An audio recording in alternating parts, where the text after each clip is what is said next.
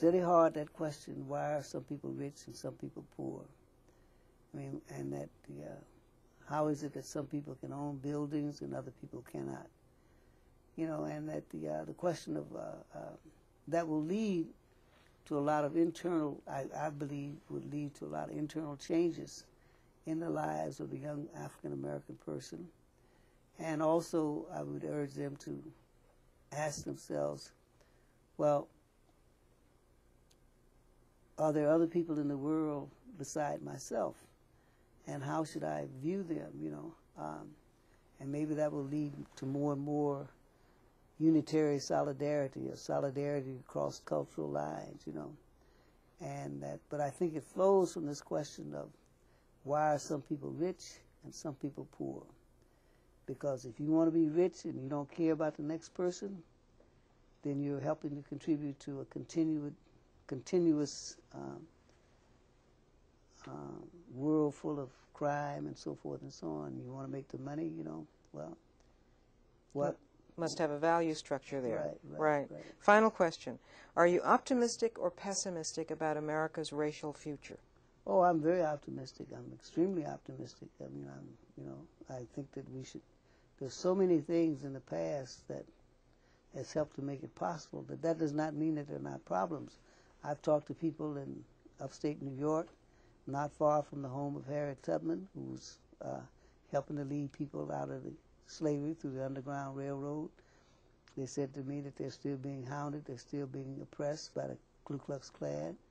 You know, but even though that is occurring, or even though that out in the Northwest there's a thing called the Great Aryan White Nation, where they're saying that there's no more room for anybody out here except white people.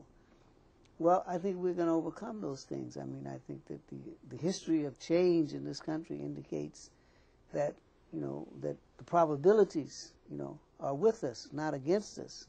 The probabilities are with us that we will have a better society, a better world, and that the people will treat people as people. When I say that, I mean is that we will not be beating on people, you know, because they may have a different religion, or we may not be cutting out the stomachs of women, you know, who are pregnant, you know, saying you can't do that because this, that, and the other. I think that our major problem is going to be in the Islamic world.